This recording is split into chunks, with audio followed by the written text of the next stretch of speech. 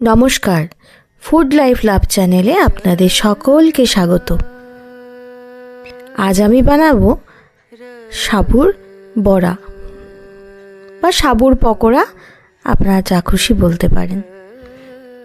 খুব চটজলদি হয়েও যায়, আর স্বাদ তো কিছু কথা বলারই নেই। একবারেও দুর্দান্ত স্বাদ হয় এই সাবুর বড়ার। এর জন্য আমি এখানে দেখুন বড় সাইজে দুটো আলুকে সিদ্ধ করে নিয়েছি। সব আলুটা আমার লাগবে না। দেখুন এখানে আলুটাকে আমি একটু গ্রেটারে করে কুড়িয়ে নিয়েছি।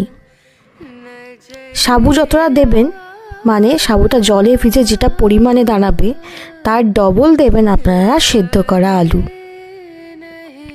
দিয়ে দেব কুচনো আদা, খুব ছোটো ছোটো করে কুচি করে রেখেছিলাম। তার সাথে দিয়ে দেব কুচিয়ে রাখা কাঁচা লঙ্কা, আর দিয়ে দেব কুচনো ধনেপাতা। বেশ অনেকটা ধনেপাতা দিয়েছি। এবার দিয়ে দেব বেশ অনেকটা চীনাবাদাম। এখানে 200 গ্রাম মতো চীনাবাদাম আছে। চীনাবাদামটাকে আমি একটু মিক্সিতে গুঁড়ো করে নেব। খুব মিহি গুঁড়ো করব না, একটু আধ ভাঙা করে নেব। দেখছেন এরকম যখন দানা দানা থাকবে তখন বুঝবেন ভাঙা হয়ে গেছে। আপনার নোড়া দিয়ে বা হামাল দিস্তাতেও ভেঙে নিতে পারেন। এবার দিয়ে দেব পরিমাণ মতো একটু সন্ধক লবণ। উপবাসের খাবার, তাই সন্ধক লবণই ইউজ করেছি। সন্ধক লবণ না একটু ডালা পাকিয়ে গেছিলো, ডালাগুলো হাত দিয়ে ভেঙে নিলাম। দিয়ে দেব গোটা জিরে। এখানে 1/2 টিস্পুনের একটু বেশি জিরে দিয়েছি আমি। এবার এগুলোকে সামান্য হলুদ দিয়ে খুব ভালো করে মেখে নেব। হাত দিয়েই মাখবো যাতে ধনেপাতা, গোটা জিরে, লবণ সব কিছু একসাথে খুব ভালো করে মিশে যায়। মাখানো হয়ে গেলে সবশেষে দিয়ে দেবো 1 চিমটি মতো খাবার সোডা। খুব অল্প পরিমাণেই দেবেন, বেশি দেওয়ার দরকার নেই। ব্যাস আমার বড়ার মাখাটা হয়ে গেছে। এবার হাতে করে অল্প করে নিয়ে ছোটো ছোটো করে লেচি কেটে নেব, আর গোল করে এরকম চ্যাপটা করে মাঝে একটা করে আঙুল দিয়ে গর্ত করে দেব। এতে বড়াটা না খুব ভালো করে চারিদিকটা ভাজাও হবে, আর খুব ভালো মুচমুচেও হবে। দেখছেন আমি অনেকগুলো বড়াই প্রায় করে ফেলেছি। এভাবে সব বড়াগুলোকেই আমি বানিয়ে নেব। তবে এভাবে আপনারা আকার না দিয়ে যেমন খুশি আকারই দিতে পারেন। এরকম চ্যাপটা করেও নিতে পারেন, আবার আমি হার্ট শেপেও কিছু বানিয়েছি, আপনারা হার্ট শেপও করে নিতে পারেন। বাচ্চারা দেখলে একটু খুশি হয়, এই আর কি। ওরা তো খাবার দেখতে ভালো হলেই খুশি হয়ে যায়, তার জন্য। এবার যেমন খুশি সমস্ত বানিয়ে নিয়ে আমি কিছু ঢোলের মতো করে বানিয়ে ফেলেছি। সেটাতে কি দিয়েছি পরে বলছি। এবার তেল দিয়ে, তেল খুব ভালো করে গরম হয়ে এলে আমি একদম মিডিয়াম থেকে লো ফ্লেম করে দিয়েছি গ্যাসের আঁচটাকে। এবার খুব বেশি দেব না, অল্প অল্প করে দিয়ে একেবারে ডুবো তেলে ভেজে নেব, যেন বড়াগুলো খুব ভালোভাবে তেলের মধ্যে ডুবে থাকে। এটা কিন্তু খেয়াল করবেন। আর আঁচটা একবার সিমে দিয়ে দেবেন। আমি প্রায় 7-8 মিনিট ধরে ভেজেছি। এটা ভাজতে থাক, ততক্ষণ একটা চাটনি বানিয়ে নিই। মিক্সির বোলটাতেই দিয়ে দিয়েছি 1 মুঠো মতো বাদাম, বেশ অনেকটা ধনেপাতা কুচি, আর 4টে কাঁচা লঙ্কা। দিয়ে দিয়েছি 1 টেবিল স্পুন মতো টক দই, আর পরিমাণ মতো সন্ধক লবণ, আর খুব অল্প পরিমাণ মিষ্টি। এটাকে দিয়ে খুব ভালো করে একটা পেস্ট বানিয়ে নেব।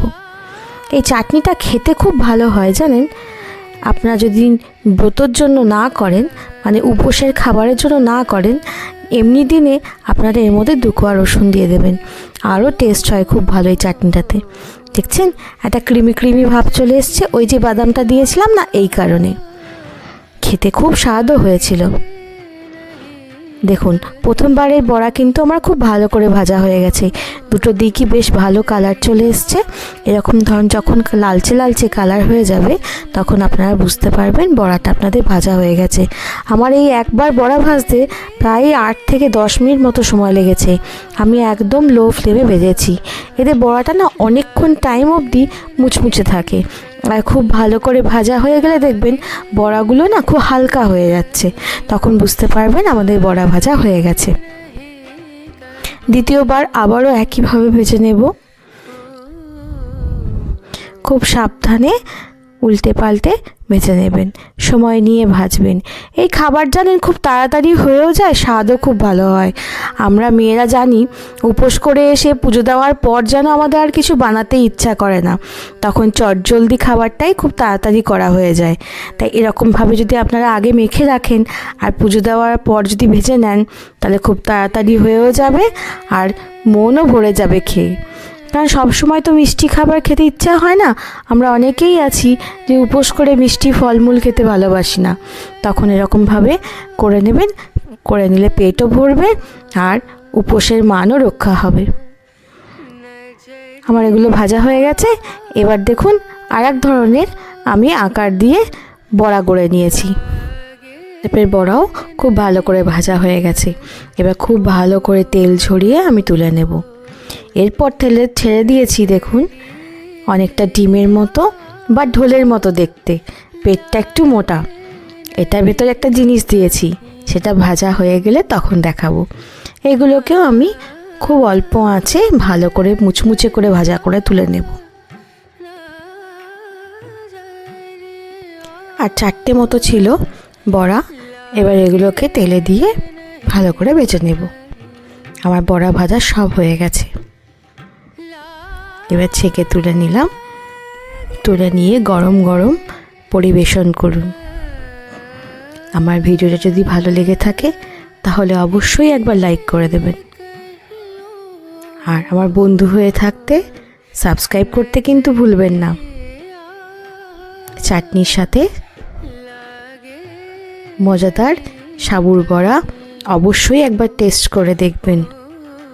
আর আপনারা বানিয়ে আমাকে জানাবেন আপনাদের সাবুর বড়া কেমন খেতে হয়েছে।